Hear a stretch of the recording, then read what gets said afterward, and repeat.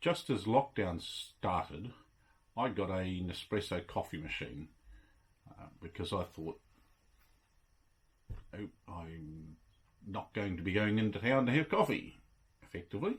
A friend of mine had one, and I'd always been meaning to get one, and I just sort of hadn't got round to it. And initially I thought, I was a bit dubious about the concept of little capsules, these things, because I thought about the wastage, right? Now that I've owned one for a little while, at the time I already had worked out that they weren't such a bad idea once I found out a few things about them, which I'll mention in a little while. But once I got the machine, I discovered a few things about it that I liked that I honestly hadn't quite expected. First of all, the flavours of coffee, the quality of the coffee is really, really good. It's really nice. There's a wide range of flavours. If you're really into slightly different flavours, there is a difference between the different ones, from strong coffees to not so strong coffees, to coffees with a bit more fruity flavour, to ones not so fruity flavoured, to ones that are very much like very, very dark roasted French coffee, through to a lot milder coffees. And then there's this specialty barista blends, vanilla flavoured coffee, chocolate truffle flavoured coffee, all these sorts of things which are really nice. Caramel flavoured coffee, which are really nice. Now, when I got the machine, I got the milk frother thing as well, mainly because you could get it as a set. It cost less than getting the two pieces individually. A friend of mine already had both pieces, and my thought was, I probably will use it, but it wasn't a big loss if I didn't use it. So that's what I got. Now, I've had a few people bring up the whole concept of, oh, you're just going to add to landfill. So I thought I'd start off with looking at that. Now, the capsules come in these tubes, I think they call them. There's 10 in each one of these. Now, one thing I discovered was the cardboard will break down if put in the ground, or in your worm farm, or so you can put it out with the cardboard collection, or you can put it in your worm farm or compost heap or whatever you feel like. The bigger boxes that everything comes in, again, will break down. There is very little plastic sent to you by Nespresso. The exception is a couple of things come with a plastic bag around like the machine just to protect the surfaces, and the plastic bags that come for sending the capsules back for recycling. Which brings me on to the whole concept of, there's the capsule that you put in your machine, throw it at the camera, to make your coffee. What a lot of people don't realise who haven't owned one of these, and I was, until I'd seen the one my friend had, I was a bit dubious myself. These capsules are entirely aluminium. The machine punctures both ends of it in a very specific way to enable the water to go through to make your coffee, but they're 100% aluminium. Now, Nespresso is one of the few places I've seen that actually have a very good recycling program. Effectively, you can collect these together and you can get courier bags from them, but you fill up the bags with these things and you send them back to them, and they separate the used coffee grounds from inside here from the aluminium. The used coffee grounds become compost. The aluminium gets recycled so that it becomes usable aluminium again to be made into things. In some places there are also businesses like florists and stuff that you can take your capsules to, so you don't have to send them back. For me, I find it just convenient to collect them together in a canister and then send them back. So in effect, nothing goes into landfill, with the exception of the bit of plastic around a couple of things when you first get the machine and that sort of thing. But on an ongoing basis, as you use the machine over time, there is actually no landfill rubbish that you have to deal with, because the cardboard can be either put in your own compost or put out for the cardboard recycling. The capsules themselves you can send back to Nespresso, and they, as I mentioned, separate the coffee ground, used coffee grounds from the aluminium, and everything's recycled. The machine's actually very easy to maintain. They got a range of different machines. I got the little mini one, which comes with a water canister at the back. There's no milk frothing thing, because I got the milk frothing as a separate piece, so you're not having to learn how to properly froth the milk, etc., etc. You just put the milk into the frother, set it going, and hey presto, once it's finished, you've got your milk heated up and frothed. You don't have to know how to be a barista, because to be honest, I really can't be bothered learning how to be a barista, especially just for having coffee at home. The other thing with the milk frother, which I discovered, which is quite interesting, is the fact that you can put it into cold frothing mode if you want, for making iced coffees or anything like that, which means it froths the milk but it doesn't heat it. I also discovered, because I tend to use powdered milk a lot, because I don't often use milk, so I wouldn't necessarily use a whole bottle of milk or something or other. I discovered you can put the water into the frother, put in a couple of heaped teaspoons of the powdered milk, set it going, bang, perfect milk. But the other thing you can do is you can put the powdered milk in, and you can put powdered hot chocolate in, set it going, and you've got a hot chocolate. Or mix it with coffee, and you've got to make yourself up a coffee, and you've got a mochaccino. So the versatility of the machine is actually really good, and the cost is the next thing that I think people get distracted with. On average, you're looking at no more than about 90 cents per one of these. There are some of the flavours of coffee that get up to $1.10 for each one of these, and there are a few that are down around the 80 something cents, 87 cents, 85 cents, something like that. So you can say the average is about 90 cents. I work it out on basically $1 just because it's easier. So effectively, because most of the time you're using one of these for a cup of coffee. It's a small, not a classic mug. It's a normal small coffee cup. If you like your big mug of coffee, like a lot of Kiwis do, you put two of these in, and does your trick. It's still meaning that the only cost is really just $2 for your coffee. Compare that to the average of about $5 for a coffee and a calf. I was quite shocked when I worked out how much money I've spent on coffee over the years on a weekly basis, and how little this costs me.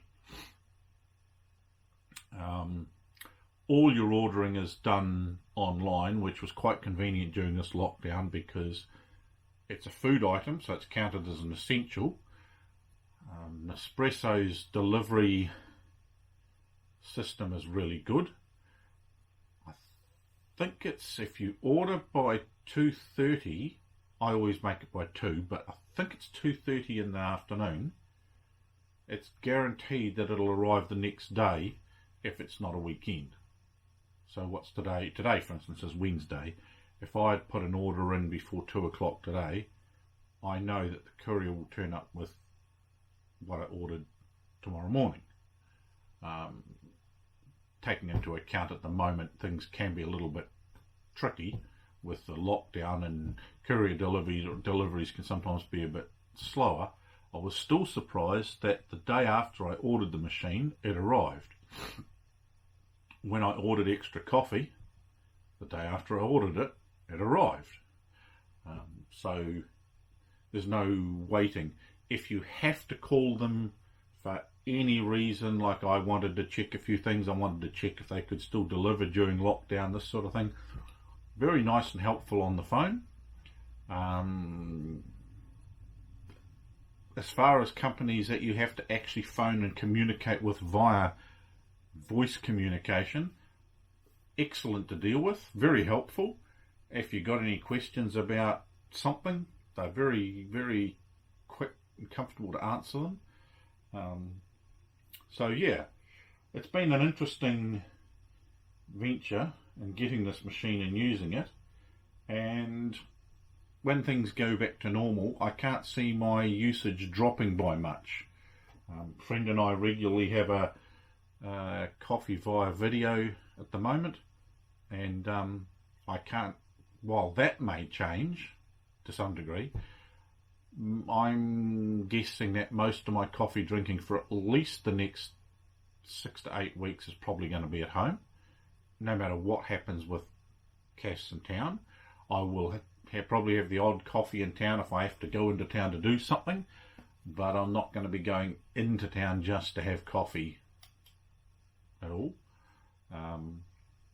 And because of the way you can make a hot chocolate, now that we're coming into winter, I can see that I'm going to be making hot chocolates a lot more in the evening, because it's so easy. You put the powdered chocolate in, you put the powdered milk in my case, hit the button, hey presto, you've got up to, I think it's 350 mils. It's a standard glass about yay big. So your average mug of hot chocolate, you can actually make more hot chocolate than will fit in your average mug. It's about one full-size mug and a quarter, I think, roughly. So I can see me drinking a fair bit of that during winter, mainly because I'm not going to have coffee at 9 o'clock at night. I've got on the way to me a little, it's actually referred to as a reusable capsule. It's specifically designed to fit in the Nespresso machines. It's stainless steel, and what it'll enable me to do is, for the few times that I want to make tea on demand, I can put some tea leaves in and make some tea, which is cool. And that's the other thing with their system is, effectively, it's a tank of water and a little heating tank that heats the water on demand to the appropriate temperature to go through the coffee, produce your coffee, so you're not having to heat up a jug. I've found a couple of things that make it more economic. It's only heating up a small amount of water at any point, which technically reduces the power usage. So that's a saving, I suppose. I also noticed that compared to getting ground coffee from the supermarket or wherever you might get it and making plunged coffee or using a big espresso machine, there's not the landfill wastage because those packets aren't recyclable, whereas these are. So there's no unnecessary waste. The cost is a lot less, and there's less mess. To clean the thing, all you do is you run it without a capsule into a cup to flush hot water through to clean it. Then they suggest about every year, depending on your type of water, you get their descaling stuff and run it through. There's a proper way to do that. It's all described in their manual. The other thing you can do, if you haven't used it for a while, you can just run hot water through it before you make a coffee. You can also, if you're really fussy, you can clean it by, in the canister at the back, putting a couple of drops of your standard dishwashing liquid. Make sure that's well dissolved. It's just slightly soapy water. Run that right the way through using their descaling method. Then you run a couple of tanks of fresh water through, and that will clean out the entire system. So it's easy to maintain, and if anything ever needs to be replaced on it, you can get the relevant bits from Nespresso anyway. So what I initially had my doubts over, I've just since discovered has been a very economical, easy to use, easy to clean system that doesn't have a massive great environmental footprint, because there is no addition to landfill.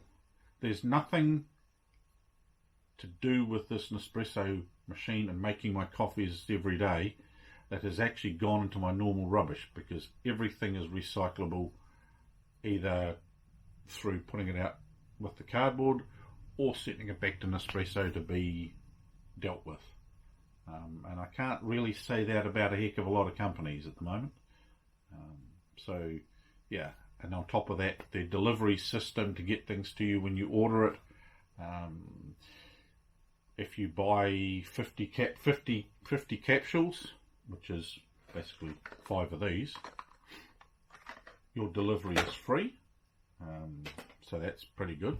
So yeah, so all in all, I found it to be a brilliant system, and I enjoy the coffee. I think I've become a bit spoilt over this lockdown with this machine, because today I had my first coffee in a cafe. It was takeaway, and I personally thought that it was a good cafe. Nothing wrong with the coffee. I just found it a bit weak compared to what I'm doing with Nespresso. It didn't have the same flavour levels.